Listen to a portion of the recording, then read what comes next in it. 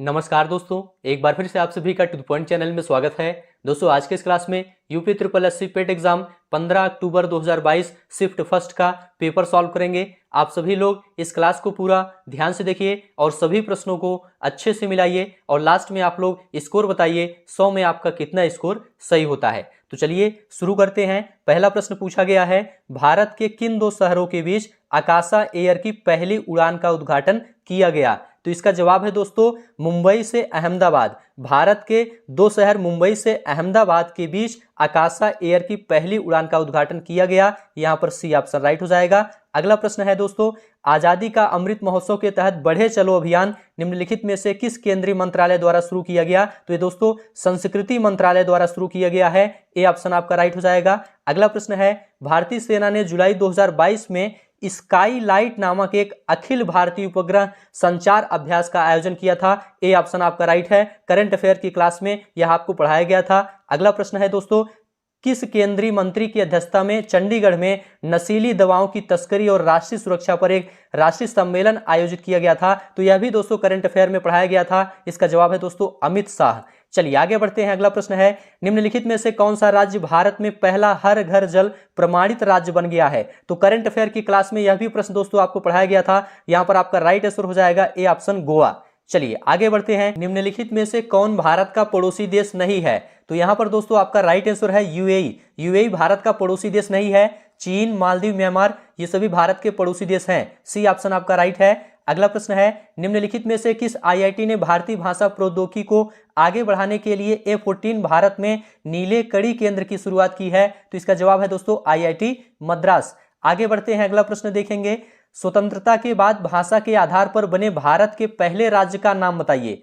तो पहला राज्य है दोस्तों आंध्र प्रदेश। डी ऑप्शन आपका राइट हो जाएगा। लोकसभा में पद धारण करने की न्यूनतम आयु है? तो इसका जवाब है दोस्तों न्यूनतम आयु 25 वर्ष है। सी ऑप्शन आपका राइट हो जाएगा। अगला प्रश्न है, अंतरराष्ट्रीय जैव विविधता दिवस किस तारीख को मनाया जाता है? तो यह भी आपको पढ़ाया गया है। इसका जवाब है ए ऑप्शन 22 मई। आगे बढ़ते हैं दोस्तों, निम्नलिखित में से कौन सा विश्व का सबसे बड़ा नदी द्वीप है? तो यह भी क्लास में आपको पढ़ाया गया है और यहां पर आपका राइट आंसर हो जाएगा बी ऑप्शन माजुली द्वीप। चलिए आगे बढ़ते हैं। सभी प्रश्न ध्यान से मिलाते हुए चलिए। निम्नलिखित में से हंगरी की राष्ट्रीय मुद्रा क्या है? तो इसका जवाब है दोस्तों हंगेरियन फोरिंट। क्या है? हंगेरियन फोरिंट है। डी ऑप्शन आपका राइट हो जाएगा। चलिए आगे बढ़ते हैं। अंतरराष्ट्रीय ओलंपिक समिति का मुख्यालय कहां पर है? तो इसका जवाब है दोस्तों स्विट्जरलैंड में है। कहां पर है? अंतरराष्ट्रीय ओलंपिक समिति का मुख्यालय स्विट्जरलैंड में है। ए ऑप्शन आपका राइट हो जाएगा। आगे बढ़ते हैं। निम्नलिखित में से किसने प्रसिद्ध पुस्तक पावर्स ऑफ द माइंड लिखी है? तो इसका जवाब है दोस्तों स्वामी विवेकानंद ने। ठीक है, ए ऑप्शन आपका राइट है। चलिए आगे बढ़ते हैं। सभी प्रश्न आप लोग ध्यान से देखते हुए चलिए। यूएनएफसीसी का अर्थ निम्नलिखित में से क्या है? तो इसका अर्थ है दोस्तों A option United Nations framework convention on climate change. A option आपका राइट है। चलिए आगे बढ़ते हैं। अगला प्रश्न देखेंगे, नौटंकी निम्नलिखित में से किस राज्य का लोक नृत्य है?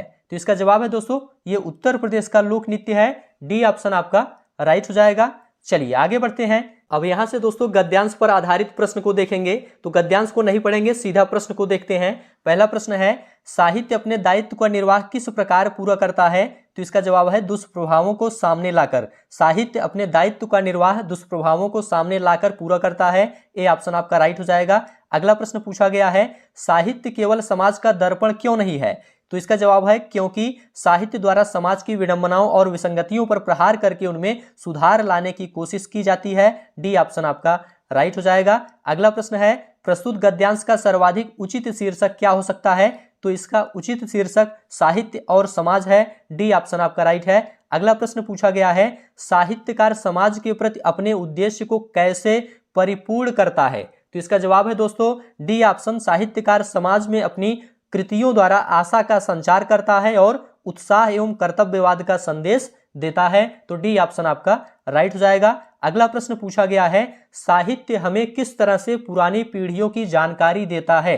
तो इसका जवाब है दोस्तों ए ऑप्शन, राष्ट्र का इतिहास, गरिमा, संस्कृति, सभ्यता, पूर्वजों के विचार, अनुसंधान आदि तत्कालीन साहित्य द्वारा ही जाने जा सकते हैं। ए ऑप्शन आपका राइट हो जाएगा। अगला प्रश्न देखेंगे। अब यहां से दोस्तों फिर से गद्यांश दिया गया है, तो चलिए सीधे प्रश्न को देखते हैं। प्रश्न क्या पूछा गया है गद्यांश पर आधारित? पहला प्रश्न पूछा गया है, सत्य और अहिंसा के मार्ग को अस की धार पर चलने के समान क्यों बताया गया है? तो इसका जवाब है दोस्तों, क्योंकि सत्य और अहिंसा का मार्ग जितना सीधा है उतना ही तंग है और इस मार्ग पर चलना अत्यंत कठिन है। डी ऑप्शन राइट है। अगला प्रश्न है, सत्य रूपी परमेश्वर की रत्न चिंतामणि को प्राप्त करने के लिए हम क्या कर सकते हैं? तो गद्यांश के आधार पर यहां पर सी ऑप्शन राइट हो जाएगा, अंतर्निहित सत्य का साक्षात्कार करें। चलिए आगे बढ़ते हैं। गद्यांश में चिरस्थायी शब्द का कौन सा विलोम शब्द प्रयुक्त हुआ है? तो इसका यहां पर बी ऑप्शन राइट हो जाएगा, क्षणभंगुर। चिरस्थायी शब्द का विलोम क्षणभंगुर, बी ऑप्शन आपका राइट हो जाएगा। अगला प्रश्न है, सत्य की तलाश कैसे की जानी चाहिए? तो इसका जवाब है दोस्तों सी ऑप्शन, श्रद्धा पूर्वक अंतः विद्यमान सत्य के मार्ग पर आगे बढ़ते हुए इस सत्य का साक्षात्कार करें। अगला प्रश्न पूछा गया है, जिज्ञासु को सत्य व अहिंसा के पथ पर चलते समय संकटों का सामना कैसे करना चाहिए? तो इसका जवाब है, संकटों को सहते हुए निमित्त नाश किए बिना आगे बढ़ना चाहिए। डी ऑप्शन आपका राइट है। सभी प्रश्न आप लोग ध्यान से देखते हुए चलिए और सभी प्रश्नों को अच्छे से मिलाते हुए चलिए। अब यहां से दोस्तों तालिका शुरू है, तो तालिका पर आधारित जो प्रश्न पूछा गया है पहले उसे देखेंगे। दी गई अवधि के दौरान कंपनी द्वारा भुगतान की गई बोनस की कुल राशि इस अवधि के दौरान भुगतान की गई वेतन की कुल राशि का लगभग कितना प्रतिशत है? तो यहां पर देखिए, पहले बोनस की कुल राशि का योग निकालेंगे, फिर वेतन की कुल राशि का योग निकालेंगे, फिर दोनों का प्रतिशत निकालेंगे। तो प्रतिशत निकालेंगे तो यहाँ पर 0.6% आपका आंसर आ जाएगा। ठीक है, नेक्स्ट क्लास में दोस्तों इसको अच्छे से डिटेल में सॉल्व करके दिखाएंगे।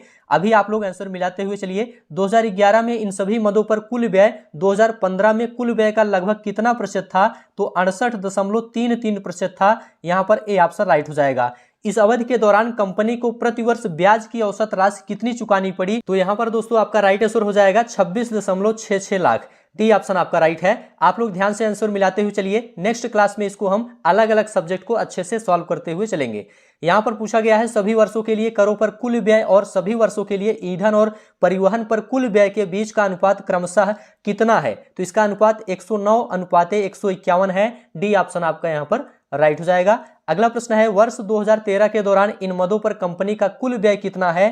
तो इसका जवाब है दोस्तों 738.44 लाख रुपए। सी ऑप्शन आपका राइट है। चलिए यहां से दोस्तों तालिका शुरू है, तो तालिका पर आधारित जो प्रश्न पूछा गया है उसको सॉल्व करते हैं। तो चलिए देखते हैं कैसा प्रश्न पूछा गया है। आल्टो और क्विड दिए गए 10 दिनों के दौरान अपनी औसत गति की समान गति से एक दूसरे की ओर यात्रा कर रहे हैं। मिलने के बाद वे एक दूसरे के शुरुआती बिंदु की ओर यात्रा करते हैं। यदि शुरू में दोनों कारों के बीच की दूरी 2300 किलोमीटर है तो आल्टो और क्विड द्वारा एक दूसरे से मिलने के बाद अपने गंतव्य तक पहुंचने में लगने वाले समय का अंतर ज्ञात कीजिए। तो लगने वाला जो समय है उसका अंतर दोस्तों 0 होगा। यहाँ पर सी ऑप्शन आपका राइट हो जाएगा। अगला प्रश्न देखेंगे, दिए गए 10 दिनों के दौरान कार मिनी द्वारा उसकी औसत गति से 875 किलोमीटर की यात्रा करने में लिए गए समय का दिए गए 10 दिनों के दौरान कार स्विफ्ट द्वारा उसकी औसत गति से 990 किलोमीटर की यात्रा करने में लिए गए समय से अनुपात ज्ञात कीजिए। तो यहाँ पर दोस्तों अनुपात जो आएगा वह आएगा आपका 56:99 आएगा। सी ऑप्शन आपका यहाँ पर राइट हो जाएगा। अगला प्रश्न है, 10 दिनों के दौरान आल्टो और टियागो की औसत गति का अनुपात क्या था? तो इसका अनुपात था 25:36। कितना था? 25:36। जब सॉल्व करेंगे तो यही आएगा आपका बी ऑप्शन आपका राइट है। नेक्स्ट क्लास में अच्छे से इसको डिटेल में सॉल्व करेंगे। अभी आप लोग अच्छे से इसको मिलाते हुए चलिए। बी ऑप्शन आपका यहाँ पर राइट है। अगला प्रश्न देखेंगे, 10 दिनों के दौरान टियागो और मिनी द्वारा तय की गई कुल दूरी का अनुपात कितना था? तो ऑप्शन यहां पर आपका राइट हो जाएगा दोस्तों डी ऑप्शन 18:25। ठीक है, डी ऑप्शन आपका राइट है 18:25। चलिए अगला प्रश्न है, यदि सभी कारों द्वारा 10 दिनों में तय की गई कुल दूरी कार ए और कार बी क्रमशः 150 घंटों और 300 घंटों में तय करती है तो कार ए और बी की औसत गति के बीच का अंतर ज्ञात कीजिए। तो यहां पर अंतर आएगा दोस्तों औसत गति का 61 किलोमीटर प्रति घंटा। बी ऑप्शन आपका राइट हो जाएगा। अब यहां से दोस्तों रेखा आलेख दिया गया है, तो चलिए इस पर आधारित जो प्रश्न पूछा गया है उसे देखते हैं। पहला प्रश्न पूछा गया है, 2003 के दौरान कंपनी में कार्यरत कर्मचारियों की संख्या क्या थी? तो इसका जवाब है दोस्तों 5300। यहां पर सी ऑप्शन राइट हो जाएगा। अगला प्रश्न पूछा गया है, 2002 से 2003 तक कर्मचारियों की संख्या में लगभग कितने प्रतिशत की वृद्धि या कमी हुई? तो यहां पर आपका राइट आंसर है 1%। ए ऑप्शन आपका राइट हो जाएगा। अगला प्रश्न है 2003 में कंपनी में काम करने वाले कर्मचारियों की संख्या 2006 में कंपनी में काम करने वाले कर्मचारियों की संख्या का लगभग कितने प्रतिशत थी? तो इसका जवाब है 96.15%। डी ऑप्शन आपका राइट है। ध्यान से आप लोग मिलाते हुए चलिए। दी गई अवधि के दौरान किसी भी वर्ष में कंपनी में शामिल होने वाले कर्मचारियों की न्यूनतम संख्या का कंपनी छोड़ने वाले कर्मचारियों की अधिकतम संख्या से अनुपात कितना है? तो इसका अनुपात है दोस्तों 9/13 या 9:13। बी ऑप्शन आपका राइट हो जाएगा। आगे बढ़ते हैं। किस वर्ष में पिछले वर्ष की तुलना में कंपनी छोड़ने वाले कर्मचारियों की संख्या में प्रतिशत वृद्धि या कमी अधिकतम है? तो इसका जवाब है दोस्तों 2002 में। यहां पर आपका डी ऑप्शन बिल्कुल राइट हो जाएगा। चलिए यहां से दोस्तों दंड आलेख दिया गया है, तो दंड आलेख पर जो प्रश्न पूछा गया है चलिए उसे भी सॉल्व कर लेते हैं। पहला प्रश्न पूछा गया है 2015 और 2016 का औसत उत्पादन निम्नलिखित में से किस वर्षों के युग्म के औसत उत्पादन के बिल्कुल बराबर था? तो इसका जवाब है दोस्तों 2012 और 2017। सी ऑप्शन आपका राइट है। अगला प्रश्न है 2011 की तुलना में 2018 में खिलौनों के उत्पादन में लगभग प्रतिशत वृद्धि कितनी थी? तो इसका जवाब है दोस्तों 137.5%। डी ऑप्शन आपका राइट है। ध्यान से आप लोग मिलाते हुए चलिए। नेक्स्ट क्लास में इसको अच्छे से डिटेल में सॉल्व करेंगे जो ग्राफ और तालिका वाले प्रश्न हैं। पिछले वर्ष की तुलना में किस वर्ष उत्पादन में प्रतिशत वृद्धि सबसे अधिक थी? तो इसका जवाब है दोस्तों 2017 में। बी ऑप्शन आपका राइट हो जाएगा। दिए गए कितने वर्षों में खिलौनों का उत्पादन दिए गए वर्षों के औसत उत्पादन से अधिक था? तो यहां पर आपका बी ऑप्शन राइट हो जाएगा 4। चलिए आगे बढ़ते हैं। 2013 से 2014 तक खिलौनों के उत्पादन में लगभग प्रतिशत गिरावट कितनी थी? तो यहां पर दोस्तों आपका राइट आंसर हो जाएगा 20%। सी ऑप्शन आपका बिल्कुल राइट है। चलिए आगे बढ़ते हैं। प्रश्न अगला पूछा गया है दोस्तों निम्नलिखित में से किस स्थान पर प्रथम बौद्ध संगीत का आयोजन किया गया था? तो इसका जवाब है दोस्तों राजगीर में। यह प्रश्न आपको पढ़ाया गया है। सी ऑप्शन आपका राइट है। अगला प्रश्न है निम्नलिखित में से कौन वह व्यक्ति है जिनका नाम देव नाम प्रियदर्शी भी था? तो इसका जवाब है दोस्तों मौर्य सम्राट अशोक। यह भी प्रश्न दोस्तों आपको क्लास में पढ़ाया गया था। ए ऑप्शन आपका बिल्कुल राइट है। चलिए आगे बढ़ते हैं। अगला प्रश्न है संगमरमर पर पियत्रा ड्यूरा या रंगीन पत्थर की जड़ाई का काम के समय बहुत लोकप्रिय था। किसके समय लोकप्रिय था? तो इसका जवाब है दोस्तों शाहजहां के समय में लोकप्रिय था। ए ऑप्शन आपका राइट हो जाएगा। अगला प्रश्न है निम्नलिखित में से किस युग में तांबे का पहली बार उपयोग किया गया था? तो ताम्र पाषाण युग में तांबे का पहली बार उपयोग किया गया था, इसलिए ए ऑप्शन आपका राइट हो जाएगा। अगला प्रश्न है दोस्तों भूदान ग्रामदान आंदोलन निम्नलिखित में से किसके द्वारा शुरू किया गया था? यहां पर आपका राइट आंसर हो जाएगा दोस्तों विनोबा भावे। यह प्रश्न भी आपको बहुत अच्छे से बताया गया था। यहां पर आपका डी ऑप्शन बिल्कुल राइट हो जाएगा। अगला प्रश्न देखेंगे दांडी नमक यात्रा के दौरान निम्नलिखित में से किस सामाजिक कार्यकर्ता ने गांधी जी को आंदोलनों को केवल पुरुषों तक सीमित न रखने के लिए राजी किया था? तो इसका जवाब है दोस्तों कमला देवी चट्टोपाध्याय। यहां पर आपका ए ऑप्शन राइट है। चलिए आगे बढ़ते हैं। जब ईस्ट इंडिया कंपनी की स्थापना हुई तब भारत पर निम्नलिखित में से किसका शासन था? तब दोस्तों मुगलों का शासन था। मुगल सम्राट थे। यहां पर सी ऑप्शन आपका राइट हो जाएगा। चलिए आगे बढ़ते हैं। सरकार के निम्नलिखित में से किस अधिनियम के कारण बंबई से सिंध प्रांत का निर्माण हुआ था? तो भारत सरकार अधिनियम 1935 के कारण। यहां पर दोस्तों आपका बी ऑप्शन बिल्कुल राइट हो जाएगा। अगला प्रश्न है प्रसिद्ध युद्ध का नारा चलो दिल्ली किसने दिया था? तो सुभाष चंद्र बोस ने दिया था। यह भी आपको अच्छे से बताया गया था। ए ऑप्शन आपका राइट है। अगला प्रश्न देखेंगे राष्ट्रवाद की पहली स्पष्ट अभिव्यक्ति निम्नलिखित में से किस क्रांति के साथ हुई थी? तो इसका जवाब है दोस्तों फ्रांसीसी क्रांति के साथ हुई थी। बी ऑप्शन आपका राइट हो जाएगा। अगला प्रश्न देखेंगे। सभी प्रश्न आप लोग ध्यान से देखते हुए चलिए और सभी प्रश्नों को अच्छे से आप लोग मिलाते हुए चलिए। निम्नलिखित में से भारत में अक्टूबर की गर्मी का मुख्य कारण क्या है? तो इसका जवाब है दोस्तों उच्च आर्द्रता से जुड़ा उच्च तापमान। यहां पर आपका ए ऑप्शन बिल्कुल राइट हो जाएगा। अगला प्रश्न देखेंगे भारतीय मानक समय ग्रीनविच माध्य समय से कितने घंटे आगे है? तो इसका जवाब है दोस्तों 5.5 घंटे आगे है। सी ऑप्शन राइट है। निम्नलिखित में से कौन जनसंख्या वितरण को प्रभावित करने वाला आर्थिक कारक नहीं है? तो पानी की उपलब्धता। यहां पर राइट हो जाएगा बी ऑप्शन। आगे बढ़ते हैं। विश्व की सबसे ऊंची चोटी माउंट एवरेस्ट किसके बीच स्थित है? तो यहां पर दोस्तों आपका राइट आंसर हो जाएगा सी ऑप्शन नेपाल और तिब्बत के बीच स्थित है। नेपाल और तिब्बत के बीच स्थित है, इसलिए सी ऑप्शन आपका राइट हो जाएगा। चलिए आगे बढ़ते हैं। भारत की पंचवर्षीय योजनाओं को अंतिम स्वीकृति निम्नलिखित में से किसके द्वारा दी गई थी? तो इसका जवाब है दोस्तों राष्ट्रीय विकास परिषद। यहां पर आपका सी ऑप्शन राइट हो जाएगा राष्ट्रीय विकास परिषद। अगला प्रश्न है किसी भी विकासशील अर्थव्यवस्था के प्रारंभिक चरणों में अधिकांश गतिविधियां किस क्षेत्र से संबंधित हैं? तो इसका जवाब है दोस्तों प्राथमिक क्षेत्र से संबंधित है। अगला प्रश्न देखेंगे, निम्नलिखित में से कौन सा हरित क्रांति की रणनीति का हिस्सा था? तो यहाँ पर दोस्तों आपका राइट आंसर हो जाएगा बी ऑप्शन, यह सभी उच्च उपज देने वाली किस्मों के बीज, सिंचाई, रासायनिक उर्वरक और पीड़कनाशी। यहाँ पर आपका सभी राइट है, बी ऑप्शन आपका राइट है। अगला प्रश्न है, निम्नलिखित में से किस नदी को बिहार का शोक कहा जाता है? तो यहाँ पर दोस्तों आपको बताया गया था कोसी नदी को बिहार का शोक कहा जाता है, इसलिए बी ऑप्शन आपका राइट हो जाएगा। चलिए आगे बढ़ते हैं। अगला प्रश्न पूछा गया है, निम्नलिखित में से कौन सा सार्वजनिक क्षेत्र का उपक्रम संसद के तहत एक विशेष कानून पारित करके स्थापित किया गया है? तो इसका जवाब है दोस्तों वैधानिक निगम।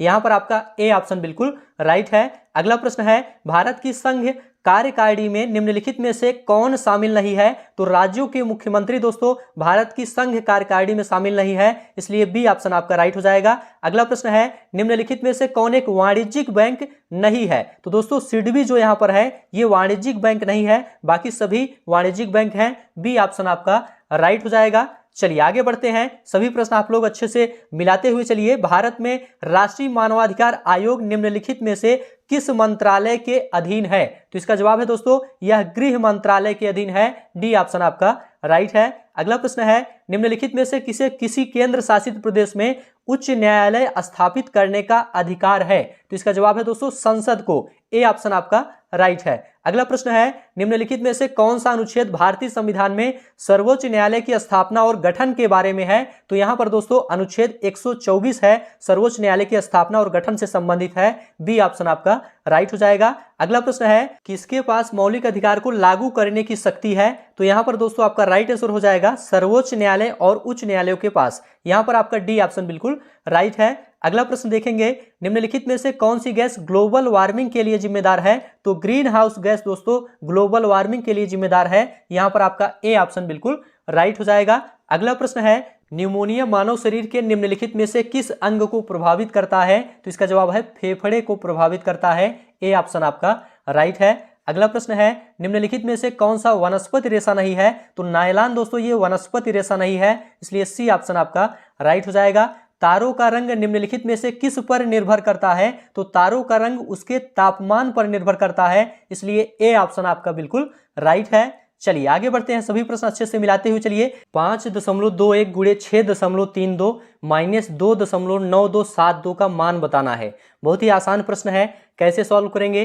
पहले दोस्तों 5.21 गुणे 6.32 दोनों का आपस में गुणा करेंगे, दोनों का आपस में गुणा करेंगे तो इसका मान आएगा दोस्तों 32.9272। ठीक है, इसमें आपको माइनस करना है 2.92 और 72, इसको माइनस करेंगे तो आपका आंसर आ जाएगा 2 में से 2 घटेगा 0 आ जाएगा, 7 में 7 घटेगा 0 आ जाएगा, 2 में 2 घटेगा 0 आ जाएगा, 9 में 9 घटेगा 0 आ जाएगा, दशमलव लगा देंगे, 2 में 2 घटेगा 0 आ जाएगा और यहाँ पर 3 है, 30 आपका यहाँ पर आंसर हो गया, ए ऑप्शन आपका राइट है। चलिए अगला प्रश्न देखते हैं। इस प्रश्न में दोस्तों थोड़ा सा कैलकुलेशन आपको करना पड़ेगा। सबसे पहले ऊपर वाली संख्याओं का स्क्वायर करेंगे, तीनों का स्क्वायर करके आपस में जोड़ेंगे, उसके बाद नीचे वाली संख्याओं का स्क्वायर करेंगे, तीनों का स्क्वायर करने के बाद आपस में जोड़ेंगे, उसके बाद दोस्तों भाग करना है, भाग करने पर आपका आंसर यहाँ पर 100 आ जाएगा, सी ऑप्शन आपका राइट है। इसमें आपको कैलकुलेशन करना है, आप कर सकते हैं। अगला प्रश्न है,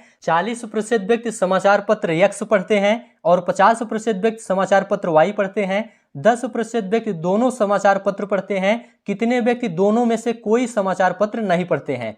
मान लेते हैं कुल 100 व्यक्ति हैं, कितने हैं? 100 हैं। 100 में यहाँ पर आप देखेंगे 40% व्यक्ति समाचार पत्र X पढ़ते हैं तो 100 माइनस ब्रैकेट लगाकर 40 लिखेंगे। आगे है 50% व्यक्ति समाचार पत्र Y पढ़ते हैं तो प्लस 50 लिखेंगे। उसके बाद है दोस्तों 10% व्यक्ति दोनों समाचार पत्र पढ़ते हैं तो यहाँ पर माइनस 10 कर देंगे। ठीक है, अब इसको सॉल्व करते हैं। 100 माइनस यहाँ पर देखिए 50 और 40 जोड़ेंगे 90 हो जाएगा, 90 माइनस 10 कर देंगे। उसके बाद दोस्तों 100 माइनस 90 में 10 घटाएंगे तो कितना हो जाएगा? 80 हो जाएगा, 80 कर देंगे और बराबर 100 में 80 माइनस करेंगे तो 20 आपका आंसर हो जाएगा, 20%। यहाँ पर आपका सी ऑप्शन राइट है। ठीक है, तो आसानी से इस प्रश्न को सॉल्व कर सकते हैं, सी ऑप्शन आपका राइट है। अगला प्रश्न है, 5 परिणामों का औसत 46 है और पहले 4 का 45 है, 5वां परिणाम क्या है? तो इस प्रकार के प्रश्न बहुत ही आसानी से लगते हैं। पहले क्या करेंगे, 5 परिणामों का योग निकालेंगे। तो क्या करेंगे, 5 गुणे 46 कर देंगे। ठीक है, 5 गुणे 46 कर देंगे तो 5 में 46 से गुणा करेंगे तो 230 हो जाएगा। ठीक है, इसके बाद पहले 4 का परिणाम निकालेंगे। पहले 4 का परिणाम निकालेंगे तो 4 गुणे 45 कर देंगे, क्योंकि पहले 4 का औसत यहाँ पर 45 दिया है। ठीक है, तो 4 गुणे 45 कर देंगे। इसके बाद इसका मान आ जाएगा 180। ठीक है, 45 में 4 से गुणा करेंगे 180 आ जाएगा। पांचवा परिणाम आपको बताना है तो क्या करेंगे, 230 में हम 180 माइनस कर देंगे तो आपका यहाँ पर 50 आंसर हो जाएगा। बी ऑप्शन आपका राइट है। इस प्रकार के प्रश्न आपको क्लास में बताया गया था। चलिए आगे बढ़ते हैं। अगला प्रश्न है, रूट के अंदर 29.8116 प्लस रूट के अंदर 77.44 का मान बताना है। तो सबसे पहले दोस्तों इन दोनों का वर्गमूल निकालेंगे, उसके बाद इनका योग करेंगे, आपका आंसर आ जाएगा। तो रूट के अंदर 29.8116 का वर्गमूल होता है 5.46। 5.46 इसमें जोड़ेंगे 77.44 का वर्गमूल दोस्तों 8.8 होता है। ठीक है, इन दोनों का योग करेंगे तो यहाँ पर 6 आ जाएगा और 8 में 4 जुड़ेगा तो 8 4 12 की 2 हासिल 1 दशमलव लग जाएगा। 8 5 13 1 14। 14.26 सी ऑप्शन आपका राइट हो जाएगा। चलिए आगे बढ़ते हैं। अगला प्रश्न है, पादप कोशिकीय भित्ति निम्नलिखित में से किससे बनी होती है। तो देखिए दोस्तों क्लास में आपको बताया गया था पादप कोशिकीय भित्ति सेलुलोज की बनी होती है, इसलिए ए ऑप्शन आपका राइट हो जाएगा। अगला प्रश्न है, किस विकल्प में शब्द युग्म का अर्थभेद सही नहीं है। तो यहाँ पर दोस्तों बी ऑप्शन राइट हो जाएगा। अवलंब अविलंब इसका अर्थ अधर और विलोकित नहीं होता है, इसलिए बी ऑप्शन आपका राइट है। अगला प्रश्न है, किस विकल्प में सभी शब्द परस्पर पर्यायवाची हैं। तो यहाँ पर पार्वती, रुद्राणी, भवानी ये सभी परस्पर पर्यायवाची शब्द हैं। डी ऑप्शन आपका राइट हो जाएगा। चलिए अगला प्रश्न देखेंगे, किस विकल्प में सही विलोम युग्म है। तो यहाँ पर आप देखेंगे नूतन का विलोम दोस्तों पुरातन होता है, इसलिए डी ऑप्शन आपका यहाँ पर राइट हो जाएगा। सही विलोम युग्म नूतन और पुरातन है। अगला प्रश्न है, ख्याली पुलाव पकाना मुहावरे का अर्थ है। ख्याली पुलाव पकाना इसका अर्थ होता है असंभव बातों की कल्पना करना। सी ऑप्शन आपका यहाँ पर बिल्कुल राइट हो जाएगा। चलिए अगला प्रश्न देखेंगे, महर्षि शब्द का सही संधि विच्छेद बताइए। तो महर्षि का संधि विच्छेद महाधन ऋषि होता है, गुण संधि का यह उदाहरण है। बी ऑप्शन आपका राइट हो जाएगा। अब यहाँ से दोस्तों इंग्लिश का पैसेज शुरू है, तो चलिए पैसेज पर आधारित पहला प्रश्न सॉल्व करते हैं। पहला प्रश्न है, was Caroline's brother an outdoor type. क्या कैरोलिन का भाई बाहर घूमने वाले व्यक्तियों की तरह था। तो इसका जवाब है नो, नहीं था। डी ऑप्शन आपका राइट हो जाएगा। Why where the squads collected इसका अर्थ होता है स्क्वाड को क्यों कलेक्ट किया गया था। तो इसका जवाब है फॉर वेटिंग, मतलब लालच देने के लिए। तो यहां पर आपका बी ऑप्शन राइट हो जाएगा। अगला प्रश्न है, choose the correct antonym disappoint. Disappoint का विलोम बताना है, एंटोनिम बताना है। तो इसका एंटोनिम दोस्तों सेटिस्फाई हो जाएगा। सेटिस्फाई का मतलब संतुष्ट। डी ऑप्शन आपका राइट हो जाएगा। अगला प्रश्न है यहाँ पर दोस्तों वन वर्ड सब्सटीट्यूट बताना है। The practice of writing, editing and compiling dictionaries, मतलब शब्दकोश को एडिटिंग करना, कंपाइलिंग करना, राइटिंग करना क्या कहा जाता है। तो लेक्सिकोग्राफी कहा जाता है। डी ऑप्शन आपका राइट हो जाएगा। एक महिला की ओर इशारा करते हुए नीलेश ने कहा, वह मेरी पत्नी के दादा की इकलौती संतान की इकलौती बेटी है। महिला नीलेश से किस प्रकार संबंधित है। तो यहाँ पर देखेंगे दोस्तों कह रहा है कि वह मेरी पत्नी के दादा की इकलौती संतान की इकलौती बेटी, मतलब उसकी पत्नी ही हुई। तो यहाँ पर आपका डी ऑप्शन ही राइट हो जाएगा। ठीक है, चलिए आगे बढ़ते हैं। यहाँ पर दोस्तों असंगत अलग करें। यहाँ पर देखेंगे ये 8 जो लिखा है 2 का क्यूब है, 2 दूनी 4 दूनी 8, और 27 जो है ये 3 का क्यूब है, 64 4 का क्यूब है, 125 5 का क्यूब है, 216 6 का क्यूब है, 343 7 का क्यूब है। यहाँ पर जो 100 लिखा है ये 10 का स्क्वायर है और ये सबसे अलग है, इसलिए डी ऑप्शन आपका राइट हो जाएगा। 1 जनवरी 2006 को रविवार था। 1 जनवरी 2010 को सप्ताह का कौन सा दिन था, आपको यह बताना है। तो सबसे पहले 2006 से 2010 के बीच में कितने विषम दिन होते हैं, आपको यह निकालना है। तो यहाँ पर आप देखेंगे 2007 में, 2007 क्या है, ये साधारण वर्ष है, इसमें एक विषम दिन होगा। ठीक है, 2008 क्या है, ये लीप वर्ष है। लीप वर्ष क्यों है, क्योंकि यह 4 से कट जाएगा और इसमें 2 विषम दिन होंगे। ऐसे ही दोस्तों 2009 है, 2009 क्या है, ये साधारण वर्ष है, इसलिए इसमें एक विषम दिन होगा। 2010 क्या है, ये भी साधारण वर्ष है, क्योंकि 4 से नहीं कटेगा तो इसमें भी एक विषम दिन होगा। तो कुल कितने विषम दिन हो रहे हैं, 2 1 3 1 4 1 5, कुल 5 विषम दिन हो रहे हैं। तो रविवार में 5 जोड़ देंगे तो आपका शुक्रवार आंसर हो जाएगा। डी ऑप्शन आपका राइट हो जाएगा। चलिए आगे बढ़ते हैं। Give synonym for the word partial. Partial का पर्यायवाची आपको बताना है, पर्यायवाची आपको बताना है। पार्शियल का मतलब आंशिक होता है, इसका साइनोनिम दोस्तों इनकम्प्लीट हो जाएगा, इसका मतलब अपूर्ण होता है। ठीक है, आगे बढ़ते हैं। यदि नॉर्मल को आरपीएन एलबीएम के रूप में कोडित किया जाता है तो गैदर का कोड क्या होगा आपको यह बताना है। यहां पर आप देखेंगे पहले 3-3 अक्षर में डिवाइड किया गया है। यहां पर NOR जो है यहां पर परिवर्तन करके RPN लिखा गया है, मतलब N को यहां पर तीसरे नंबर पर लिखा गया है और O में 1 की वृद्धि करके P लिखा गया है और R जो तीसरे नंबर पर था उसे पहले लिखा गया है। ऐसे ही MAL में आप देखेंगे L को पहले लिखा गया, A में 1 जोड़ के B लिखा गया और M को लास्ट में लिखा गया। तो यही संबंध आपको गैदर में भी करना है, यही आप संबंध दर्शाएंगे इसमें। तो आपका डी ऑप्शन राइट हो जाएगा, TBGRFH। ठीक है, डी ऑप्शन आपका राइट हो जाएगा। यहां पर दोस्तों कुछ कथन और निष्कर्ष दिए गए हैं, तो चलिए इसे सॉल्व करते हैं। यहां पर लिखा गया है सभी किताबें पेपर हैं। सभी किताबें क्या हैं? पेपर हैं। तो यहां पर हम ऊपर पेपर बना दे रहे हैं, पेपर को P से दर्शाएंगे और किताब को B से दर्शाएंगे। ठीक है, बुक मतलब किताब। कुछ पेपर जर्नल हैं, तो यहां पर कुछ पेपर क्या है? जर्नल है, जर्नल को हम G से दर्शाएंगे। इसके बाद कुछ जर्नल कैलेंडर हैं, तो कुछ जर्नल कैलेंडर, कैलेंडर को हम C से दर्शाएंगे। आगे निष्कर्ष है कुछ जर्नल किताबें हैं, तो यहां पर आप देखिए क्या कुछ जर्नल किताबें हैं, तो किताबें यहां तो काफी दूर है, तो यह निष्कर्ष नहीं निकलता है। दूसरा है कुछ कैलेंडर पेपर हैं, ये कैलेंडर है और पेपर यहां पर है, दोनों दूर दूर हैं, तो यह भी निष्कर्ष नहीं निकलता है।